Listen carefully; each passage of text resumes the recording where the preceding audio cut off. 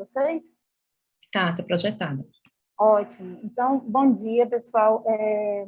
Acho que começar essa palestra com um grande abraço, né, virtual. Que coisa boa ouvir a professora Sandra, ouvir as falas de todas as pessoas que falaram na composição da mesa, porque acho que o grande motivo hoje é a gente dar as boas-vindas aos alunos e, principalmente, achar uma coisa boa nesse cenário, né? Que está tão pesado, então uma coisa boa hoje é eles acreditarem que vale a pena entrar num programa de pós-graduação e a gente conseguir reunir forças e mostrar como tudo mudou em um ano, né? Então, é até engraçado também tentar mostrar o que é que a gente aqui no CAVE fez depois da apresentação da professora Sandra, com a potência do Butantan, né? Mas a gente aqui no CAVE, então eu estou falando diretamente daqui. Tudo começou lá no dia 16 de março, quando a universidade fechou, e eu tive uma reunião com a professora Mariana, reunião virtual, e aí eu falei para ela, minha amiga pessoal, né, eu falei, Mari, o que a gente vai fazer? A gente vai ficar em casa, e que isso vai ser feio, né, eu sou virologista, então eu já imaginava, já estava acompanhando desde o final de dezembro, e somos mães de crianças pequenas, pessoas com comorbidades muito próximas em casa. O que a gente vai fazer? Com que expertise a gente consegue ajudar o que vem pela frente? E aí a gente viu que a gente podia ajudar a universidade e a população de alguma forma, principalmente se a gente não fizesse aqui no CAVE, devido às condições laboratoriais serem ainda muito pequenas. Mas a gente viu que não. O que a gente consegue fazer aqui, com a nossa equipe? Como é que a gente vai se mexer? E a partir daí começou um movimento muito intenso de pesquisadores que foram, a gente se juntou em 2 semanas, escreveu um projeto enorme para o edital do CNPq, não fomos contemplados, mas isso não nos paralisou, a universidade trouxe um edital de apoio a quem conseguisse fazer alguma coisa, e foi aí que a gente disse, a gente vai fazer alguma coisa, dentro do que a gente pode, e no CAVE. Por que no CAVE? Porque nós estamos em Vitória de Santo Antão por um motivo, né? Então, estamos interiorizados. Como é que a gente consegue ajudar a gestão, ajudar essa população local? E aí, com os recursos que que a gente conseguiu junto à universidade, que também não foi fácil, eles rapidamente se mexeram para trazer recursos para nós, a gente viu que conseguiríamos dar um suporte no diagnóstico molecular, né? E foi aí que a gente começou. Então, eu vou trazer um pouco para vocês esse histórico, né, de um ano, que parece tanto tempo, do que a gente conseguiu ajudar aqui em Vitória de Santo Antão, né? Então, os objetivos do projeto, o objetivo principal é realizar o tipo de diagnóstico e acompanhar de forma sorológica, pela pesquisa do IGA e IgG, os profissionais de saúde do município, principalmente os profissionais que estivessem trabalhando na linha de frente, seja no hospital de média complexidade, que a gente tem aqui, ou nas unidades básicas de saúde, né? Então, foi preciso uma conversa muito franca com a gestão para que a gente acessasse esses profissionais de saúde, que na época, em março, abril, maio, eles mal conseguiam fazer o diagnóstico por teste rápido. O diagnóstico molecular, como a própria professora Sandra falou, essa rapidez, quando a gente olha para trás foi rápido, mas a cada dia o número de testes eram acumulados. Então, os profissionais, eles demoravam 15 dias, 20 dias para ter o retorno de um teste molecular. Então, e só com teste rápido, que tipo de segurança estava tendo, né? Tanto do diagnóstico como do inquérito epidemiológico. Então, a gente conseguiu montar essa rede, montar essa nossa capacidade de realizar esse teste. Também na luta pelos insumos, conseguimos que rapidamente os testes que a gente se propôs a fazer chegassem aqui. E hoje a gente consegue realizar esse diagnóstico, né, epidemiológico e também acompanhar esses profissionais de saúde, esses pacientes que foram positivos para o Covid, como é que está a qualidade de vida deles. Esse é o nosso objetivo principal. E o que é que a gente tem feito? Professora Sandra, peço desculpas pelos nossos números, mas é o que a gente tem feito, e a cada amostra é muito vibrante para a gente saber que uma pessoa, se a gente ajudar, se a gente escutar, quantas vezes a gente tem que explicar um diagnóstico, então isso é muito importante para a gente, né, dentro da nossa capacidade. Nossa equipe é muito grande no sentido de pesquisadores dando suporte, mas no laboratório nós só temos 5 pessoas desde o começo. São 3 pesquisadores e 2 alunos, um da pós e um da graduação. E não muda, só são essas 5 pessoas devido à nossa capacidade de manter esse ambiente com qualidade de biossegurança, né? Então, a gente tem 320 amostras analisadas, pacientes, desculpe, 357 que a gente conseguiu fazer essa coleta, o laudo é enviado sempre com 24 horas e com a nossa disponibilidade de explicar esse resultado e acompanhar esse perfil, né, desse profissional, que tipo de dúvidas são mais frequentes, que tipo de sintomas, se pode voltar a trabalhar, se não pode. Porque até então a gente tinha um perfil imaginado desses diagnósticos, né? E a gente foi vendo que esse perfil ele mudou bastante. Eu vou explicar o porquê. Então, dentro desse nosso objetivo central de dar um suporte, o que é que a gente vai fazer para ajudar, né? Uma coisa que ninguém trabalhava, eu trabalhava com vírus, mas ninguém trabalhava com SARS-CoV-2, e de repente todo mundo querendo aprender sobre isso, né? Todos os pesquisadores. Então, nós formamos alguns subgrupos dentro do projeto, né? Para fazer essa análise.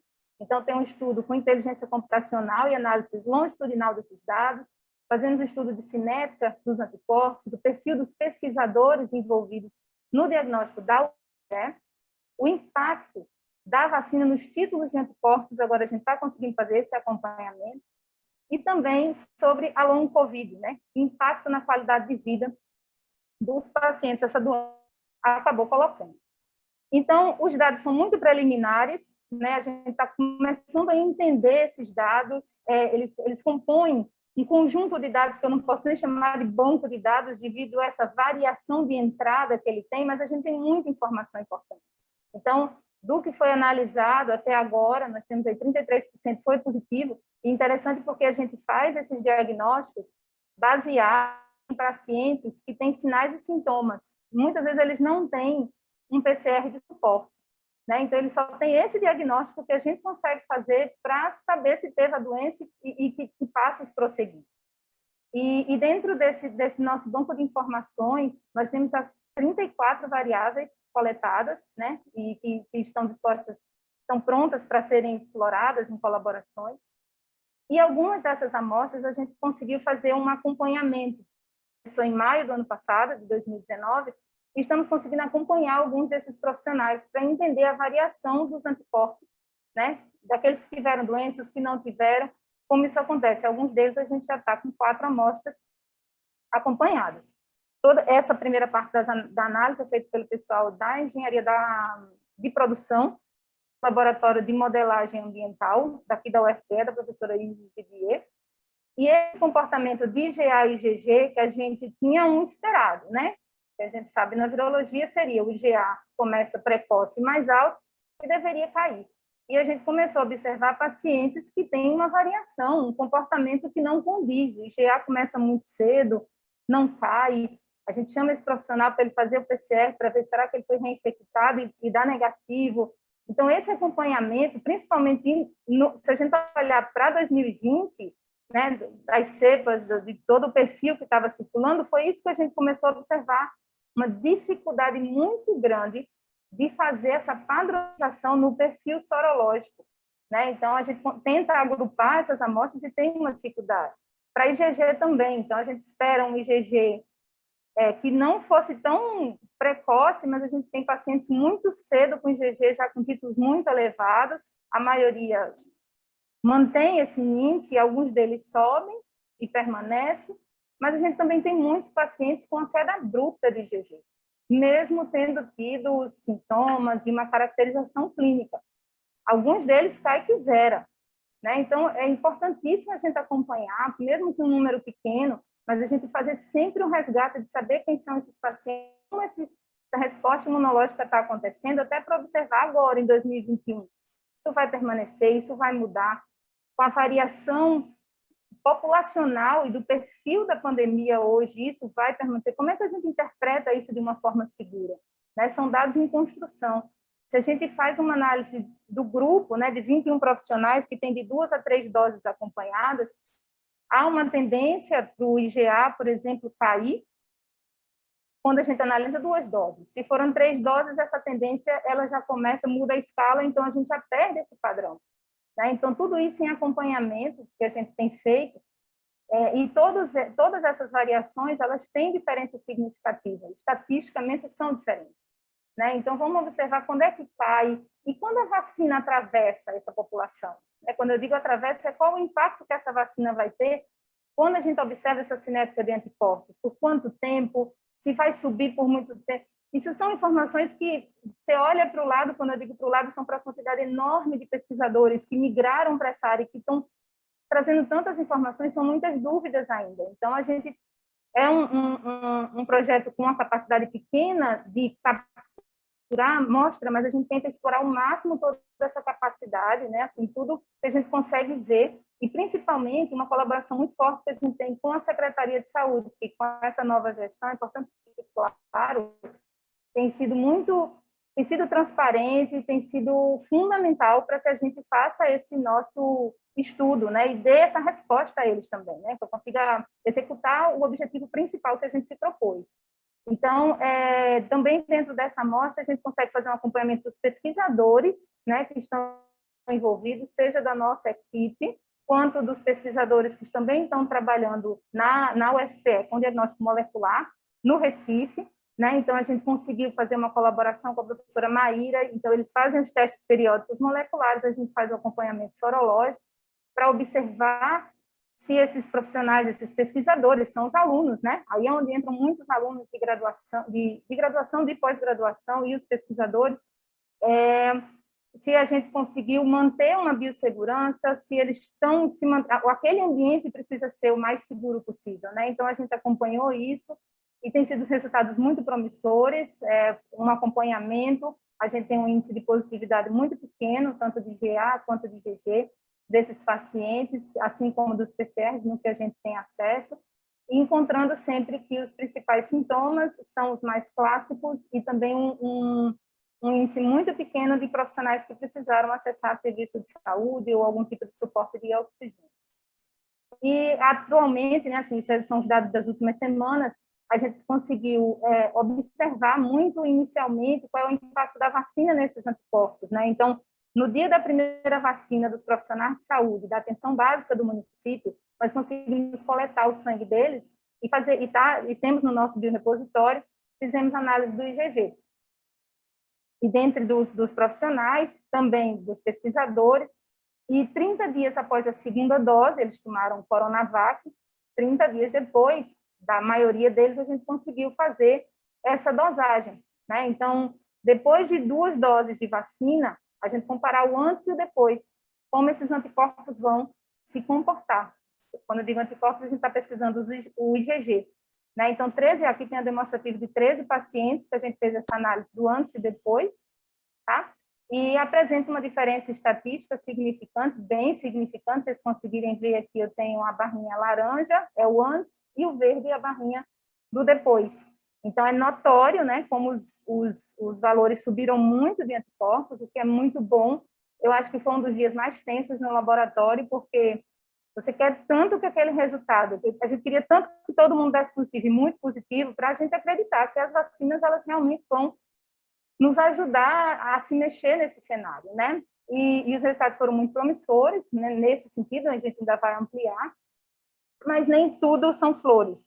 Tem paciente que não soroconverte, por enquanto. Em 30 dias, a gente vai acompanhar por mais tempo para observar como esse comportamento vai acontecer, né?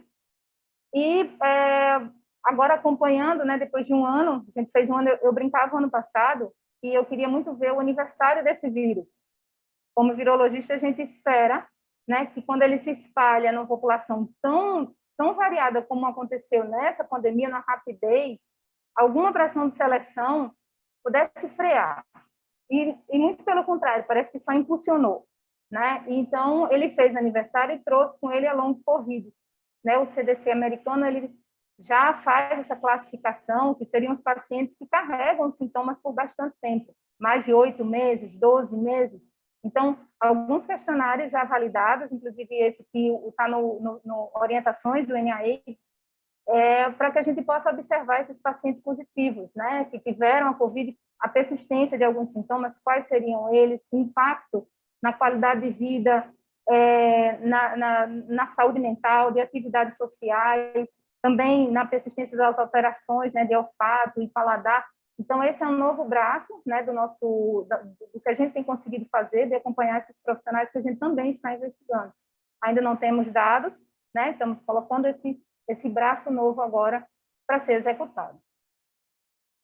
Então, aqui tem algumas fotos desse projeto em ação, desde a equipe do laboratório, na hora da coleta, na hora de conversar com os profissionais de saúde. Então, são dúvidas, às vezes, que você nem imagina, e a gente está lá disponível para tirar as dúvidas, para acompanhar, para esclarecer os diagnósticos.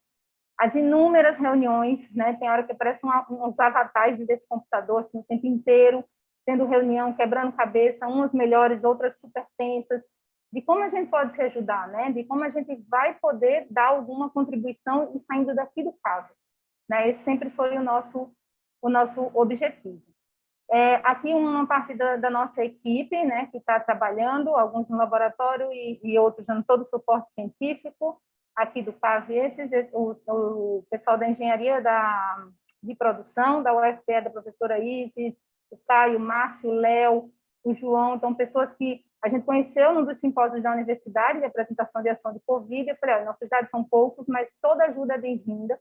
Então, aqui eu tenho virologista, epidemiologista, imunologista, alunos de educação física, alunos de enfermagem, de saúde coletiva, e que fez essa mudança no nosso perfil. Eu acho que foi Carol que colocou, né, que a ciência era tão particionada, e esse projeto a gente só agrega. Toda reunião que tem, depois daqui a gente pode conversar, para ver como a gente vai agregar, e foi se agregando e foi se formando isso com muita força, né? Aqui eu tenho o professor Lucas Garcia, que é do CAA, que é um centro avançado aqui de Caruaru, que ele desenvolveu o Face Shield, e para quem está na bancada sabe como esse negócio aperta, e aí ele desenvolveu um que é muito mais confortável, e nosso colaborador manda material para a gente. Então, tem sido um trabalho com uma parceria muito forte com a Secretaria de Saúde.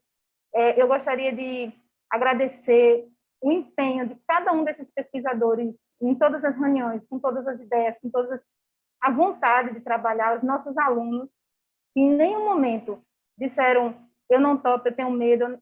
Eles simplesmente disseram, professora, vamos, a gente vai conseguir. E cada uma amostra que a gente analisar, cada uma pessoa que a gente ajudar, é o suficiente para nos mover.